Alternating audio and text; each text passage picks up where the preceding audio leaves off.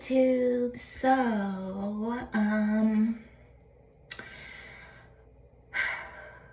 My Mother of the Quinceanera dress came in the mail this morning. So here's where I'm at. I'm gonna tell you guys a little story about how I lost about 70 to 80 pounds, right? So, as you guys know, I have my daughter, the Quinceanera. I have my middle son, who is 13. And then I have my littlest son, who is turning 6 in October. After I had my youngest, we went through COVID, gained some weight on top of just postpartum weight gain, stuff like that. Like I was in the house, not exercising, eating, just, COVID, So I went through that and I gained weight. When I got pregnant with my youngest, I believe I was about 143 or so. At my biggest, at my most heaviest, while my youngest was a toddler, I was like 206, 208. So, jumped pretty high, right? And I had weight blindness. So I just learned about this. Like basically I was overweight, but I didn't realize I was overweight because I had been skinny my whole life. So I was like, no, I can't even gain weight, I can eat whatever I want. I can't gain weight. Not true. Very false. Very false. I'm older now. Weight sticks on you. I'll be 35 on Saturday. So, 3 kids, 35. I'm a little fluffy. I'm a little, pudgy around the belly area because I had 3 kids. That belly stretched. Those kids stretched my belly. Like, maybe I'll insert some pictures. But, yeah, so my belly was huge and then it came back down. But it never fully, snapped back. You know what I mean? Like, it was always looking, people would always be like, oh, how far along are you? Not pregnant. Not pregnant anymore. Just had 3 kids. Actually, it started with my second. So, after I had my oldest son, he was an 8.5-pound baby. So my hips were messed up, my back was messed up. I had okay, look. So you see how my back curves like that? Like my back kind of curves like that because my belly shifted down with my oldest son. And it's been that way ever since. So I always look a little pregnant. So that brings me to buying my Mother of the Quinceanera dress. They only had 2 sizes that could possibly fit me left. Size 6, size 10. I was like, you know what? I'm gonna get the 10.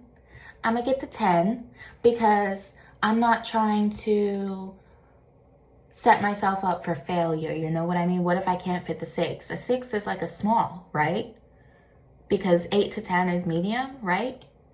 So I was like, I'm not even gonna dare to buy a small.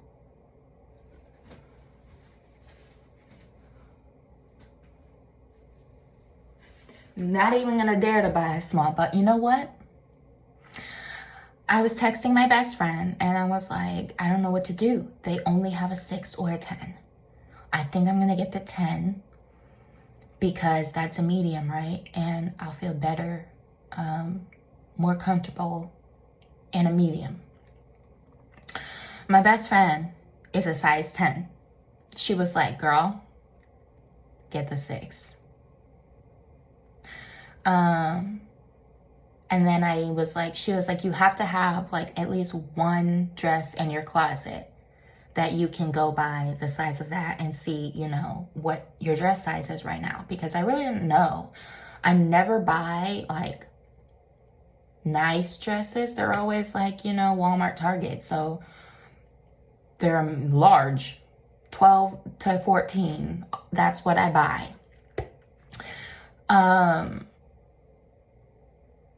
So knowing that those sizes aren't really accurate, you know, in the dress world, you mean like a 4, 6, 8, you know, stuff like that. So I was like, okay, I don't know what size I am, but I do have my old wedding dress. So when I got married, I was 7 to 8 weeks pregnant with little Mason. So I was fitting into a size 6, and the dress stretched a little bit, you know. It wasn't like a tight form-fitting dress. It was just like a you know, like a summery type dress. So that's a size 6, and I was like, okay, let me try it on. So I had my daughter help me try it on. It fit. So I was like, okay, I'm gonna order the 6. Dress comes today, and I'm nervous. I'm sweating. I was sweating yesterday because you know how you get the email notifications? It's like your item will be delivered tomorrow or whatever, you know? So I'm like, oh crap. I hope it fits. And I'll insert a clip of the dress on the Nordstrom website.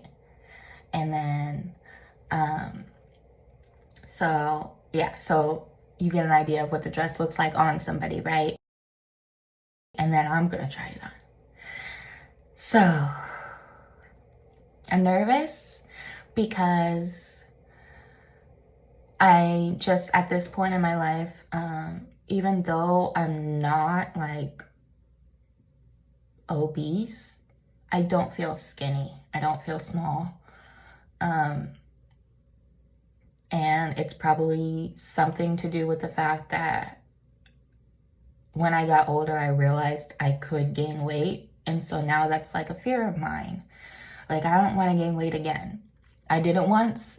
It was awful. My back hurt all the time. Like, I was always in pain. I was like tired. I looked older too on top of that because my face was more round and everything. So yeah, it was not a good time. So I never want to go back to that again. But also I know that I'm never gonna have the body I had when I was 19 before kids, you know.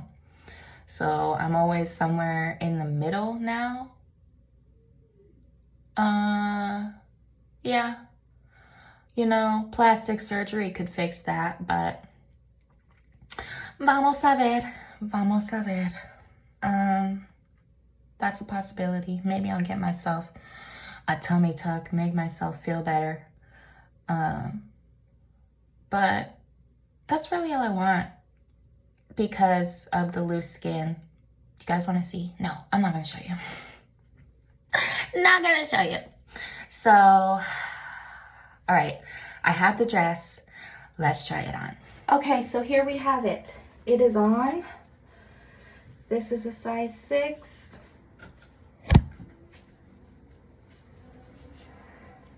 Okay, there's the slit. It is zipped up in the back. I need a better bra, but this is the one I have on now. It is snapped and zipped. It fits.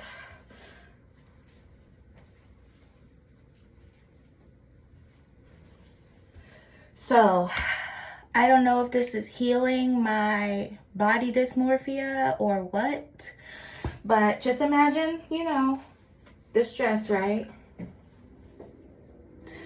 This dress with my hair done, with my makeup done and everything. What do we think? Okay.